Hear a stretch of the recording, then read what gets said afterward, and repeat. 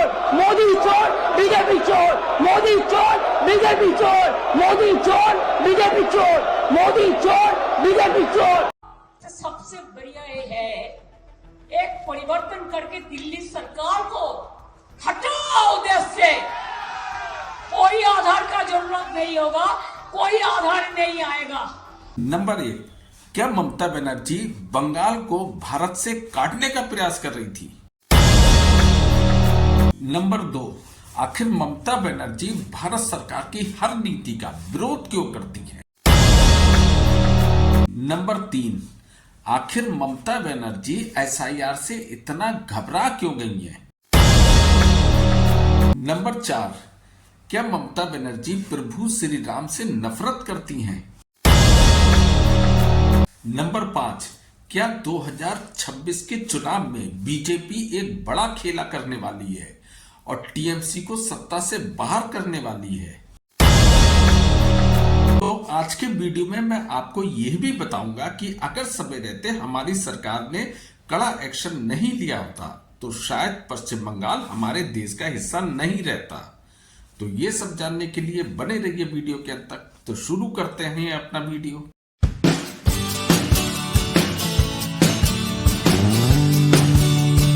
नमस्कार दोस्तों, आज मैं सबसे पहले बात करने वाला हूं कि आखिर ममता बनर्जी भारत सरकार की हर नीति का विरोध क्यों करती है, चाहे वो सीए हो, एनआरसी हो या एसआईआर हो। वो भारत सरकार की हर नीति का जमकर विरोध करती है। उसकी मेन वजह यह है कि टीएमसी का जो कोर वोटर है वो मुस्लिम वोट बैंक है। जो घुसपैठिए हैं, जो बांग्लादेश से हमारे देश में घुसपैठ कर चुके हैं, उनको ममता बनर्जी ने आधार कार्ड वगैरह बनवाकर, वोटर आईडी बनवाकर उन्हें भारत में वोटर देने का राइट दे दिया है। वो उनका कोर वोटर है और उसी के दम पर ममता बनर्जी लगातार सत्ता में बना रहना चाहती हैं। उस तुष्टीकरण की नीति के बीच में ये सारी योजनाएं आ रही हैं। इस कारण ममता बनर्जी भारत सरकार की हर नीति का विरोध करती हैं। जबकि ममता बनर्जी जो हैं, जब सत्ता में नहीं हुआ करती थी तो सबसे ज्यादा घुसपैठ का विरोध भी ममता बनर्जी ही करा करती थी। लेकिन आज के समय में वे सत्ता के नशे में इतना चूर हो चुकी हैं, मगरूर हो चुकी हैं कि उन्हें केवल और केवल सत्ता दिखाई दे रही है। वह लगातार पश्चिम बंगाल में घुसपैठ करा रही हैं, बांग्लादेशियों से घुसपैठ करा रही हैं, रोहिंग्याओं से घुसपैठ करा रही हैं और उन्हें अपना वोटर बनाकर अपने लिए सत्ता की चाबी हासिल करना चाहती हैं। और जो बीजेपी है वो इसी सब चीजों के आड़े आ रही है।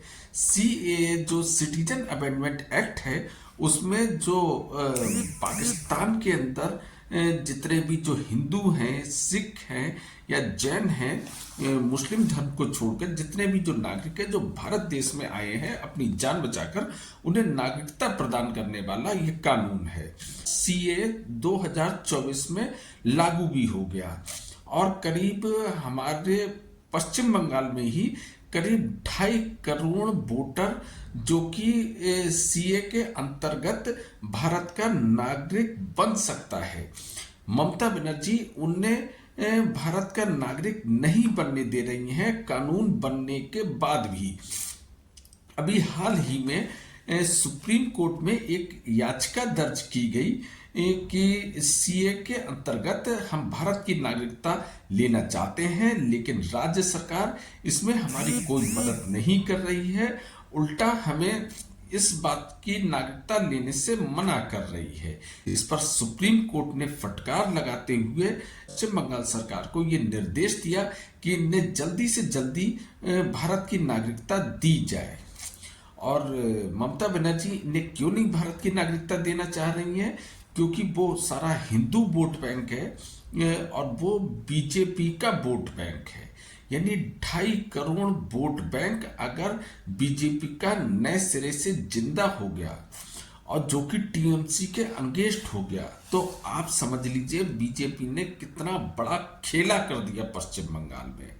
और टीएमसी के लिए कितना बड़ा खतरा पैदा हो जाएगा कि 2.5 करोड़ नया वोटर पैदा हो गया। हम कह रहे 2.5 करोड़ नहीं को भी नागरिकता मिल पाई, अगर 1 या 1.5 करोड़ सीए के जरिए उन हिंदू, सिख और जैन लोगों को नागरिकता मिल गई तो टीएमसी के लिए कितनी खतरनाक सिचुएशन होगी, क्योंकि सुप्रीम कोर्ट का आदेश आ गया है। अब इसमें राज्य सरकार कुछ नहीं कर सकती, ना चाहते हुए भी उन्हें नागरिकता प्रदान करना पड़ेगी। नागरिकता मिलते ही वो हमारे देश में वोट डाल सकते हैं, उन्हें वोटर राइट्स मिल जाएंगे।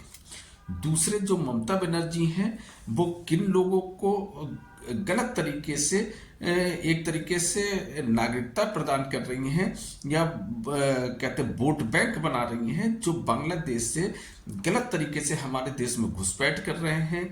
म्यांमार से जो रोहिंग्या आए हैं उन्हें गलत तरीके से पश्चिम बंगाल में घुसपैठ कराई गई और उन्हें आधार कार्ड प्रोवाइड करवा दिए गए, वोटर आईडी बना दी गई और वो हमारे देश के वोटर बन गए।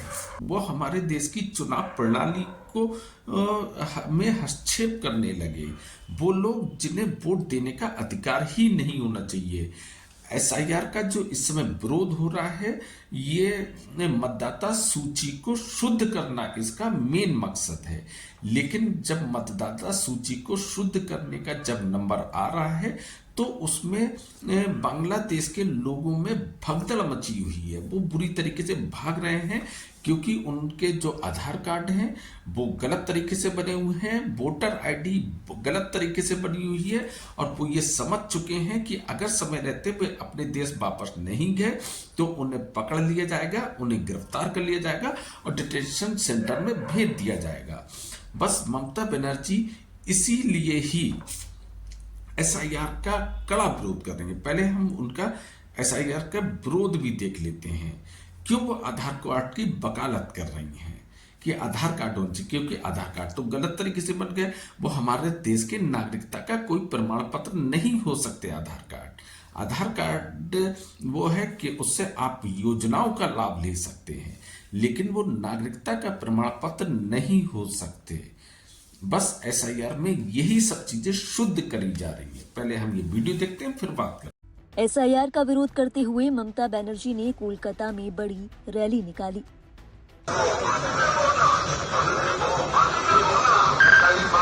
तो ममता बनर्जी पहले दिन से ही एसआईआर का कड़ा विरोध कर रही हैं, क्योंकि ममता बनर्जी ये जानती हैं उनका करीब जो एक अनुमान के मुताबिक करीब 1 करोड़ गलत तरीके से बनाया गया वोट बैंक ममता बनर्जी के पास है।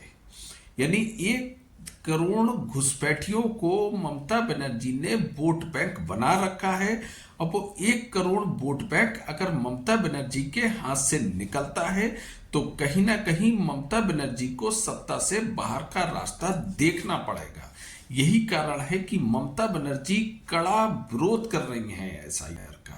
उसके अलावा मैंने ये भी कहा था कि ममता बनर्जी कहीं ना कहीं प्रभु श्री राम से नफरत करती हैं। पहले मैं आपको वीडियो दिखाता हूं, उसके बाद बात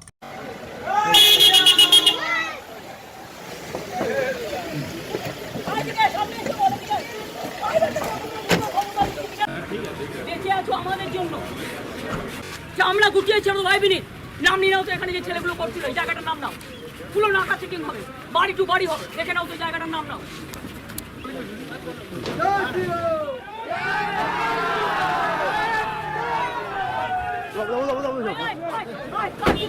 সামনে আয়, সামনে আয়, বুকের ফাটা আছে, সামনে আছে গুন্ডারা, আই ক্রিমিনাল, সামনে আয় ক্রিমিনাল। দেখো ভদ্রতার একটা লিমিট আছে। আমি আমার গাড়ি রাস্তা দিয়ে যাচ্ছি, সাহস কত বড় বিজেপির ফ্যাক্টরি। क्या भारत देश में भगवान श्री राम का नाम लेना या जय श्री राम कहना एक गाली बन गया है? क्या ममता बनर्जी भगवान प्रभु श्री राम के नाम से इतना ज्यादा चिढ़ सकती हैं कि वो उनकी खाल खींच लेने तक की धमकी देती हैं एक मुख्यमंत्री रहते हुए? ऐसा वो क्यों कर रही हैं? शायद उन्हें लगता है कि इस तरीके के एक्शन से जो उनका वोट बैंक है, जो मुस्लिम वोट बैंक है, वो शायद खुश होगा।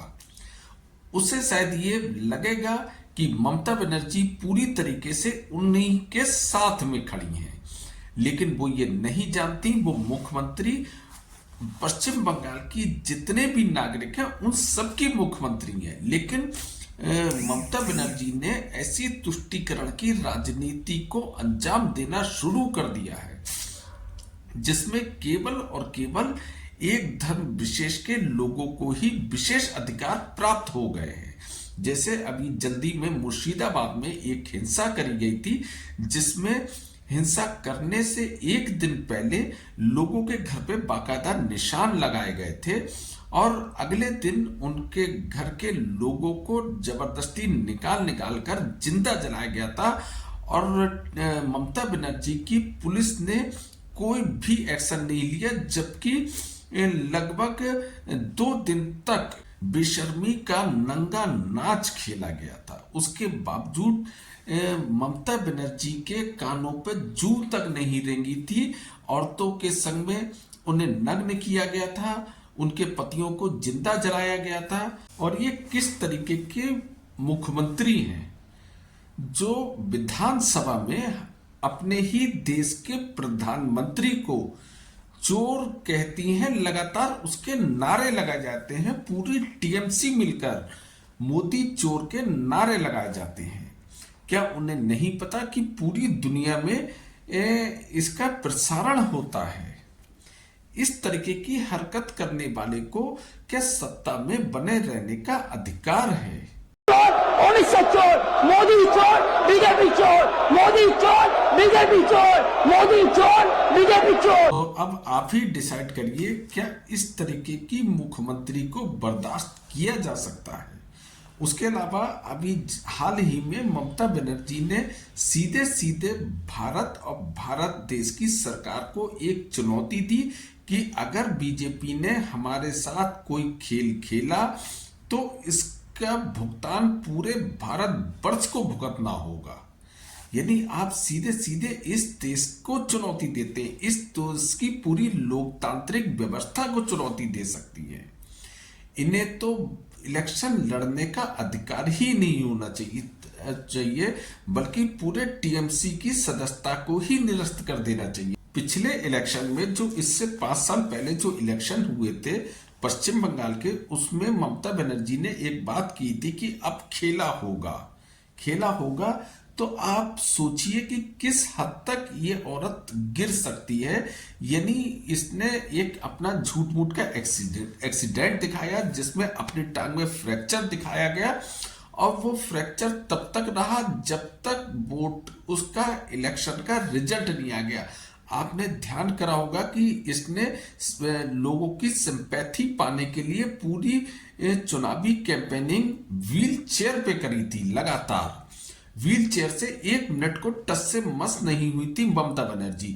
और जैसे ही इलेक्शन का रिजल्ट आया, पता लगा कि टीएमसी को पूर्ण बहुमत मिल गया, वो उसी टाइम उस व्हील चेयर से उठ के खड़ी हो गई, लगातार नॉर्मल लोगों की तरह चलने लगी वो, और सारा फ्रैक्चर दूर हो गया 1 मिनट में। ऐसा कौन सा फ्रैक्चर था कि एक खबर से फ्रैक्चर ही ठीक हो गया? तो ये खेला था, सिंपैथी लेने का खेला, इस तरीके की सोच वाली है। और मैंने एक शुरू में एक क्वेश्चन कहा था कि अगर भारत सरकार सही समय पर एक्शन नहीं लेती तो शायद पश्चिम बंगाल हमारे देश का हिस्सा नहीं रहता। जी हां, ममता बनर्जी कुछ इसी तरीके का खेल खेल रही थी, क्योंकि उन्हें ये लग रहा था कि अगर पश्चिम बंगाल भारत देश का हिस्सा बना रहा तो कहीं ना कहीं कभी ना कभी मुझे सत्ता से दूर होना पड़ेगा। इसीलिए वो लगातार घुसपैठियों को छूट दे रही थी अपने यहाँ, लगातार मुस्लिम वोट बैंक को बढ़ा रही थी अपने यहाँ, लगातार हिंदू पॉपुलेशन को कम कर रही थी अपने यहाँ से। और जो हिंदू पॉपुलेशन है जो बाहर से आई हुई है, जो कानून के मुताबिक नागरिकता ले सकती है, उसे उन्होंने नागरिकता लेने से रोका। और अभी आपने एक चर्चा सुनी होगी कि बांग्लादेश जैसे एक छोटे से पिद्दी देश ने ये कहा था कि भारत की चिकन नेक को काटकर पूर्वोत्तर का जो एरिया है वो भारत से काट दिया जाए, उससे अलग कर दिया जाए। तो क्या ये संभव है कि बांग्लादेश इतना बड़ा बयान अकेले अपने दम पर दे सकता था अगर हमारे देश का गद्दार, हमारे देश के कोई बड़ा नेता उसके संग में नहीं मिला हुआ था। तो यही सब वजह है कि भारत सरकार ने कड़े एक्शन लिए। भारत सरकार ने SIR जबरदस्ती लागू करा, जबकि उन्होंने सीधे सीधे हमारे देश के चुनाव आयोग का अपमान करा, हमारे देश की सरकार का अपमान करा, यहाँ तक कि सुप्रीम कोर्ट के फटकार लगाने के बाद भी उनका विरोध प्रदर्शन SIR के ऊपर बंद नहीं हुआ है। तो आप समझ लीजिए कितनी जबरदस्त रणनीति चली जा रही थी। वो तो हमारे देश की सरकार, कुछ समझदार लोग उसमें बैठे हुए हैं जिन्होंने इस खतरे को भांपा, सही एक्शन लिया पूरी तरीके से, तो शायद कहीं ना कहीं पश्चिम बंगाल हमारे देश का हिस्सा बना रहा, वरना आने वाले 5 से 10 सालों के अंदर या और कम समय के अंदर अंदर हमारे शायद देश का हिस्सा पश्चिम बंगाल के संग में पूरा पूर्वोत्तर तक हमारे देश से कट सकता था। इस तरीके की योजना बनाई गई थी। बाकी आप इस विषय पर क्या सोचते हैं? आप भी अपनी राय कमेंट्स बॉक्स में जरूर दें, क्योंकि आपकी राय भी मायने रखती है। अगर आपको वीडियो अच्छा लगा हो तो आप मेरा वीडियो को लाइक करें, शेयर करें, अगर हो सके तो मेरे चैनल को सब्सक्राइब करना बिल्कुल ना भूलें। बाकी फिर मिलते हैं अगले शनिवार को एक नए विषय के साथ। तब तक के लिए थैंक यू वेरी मच, नमस्कार।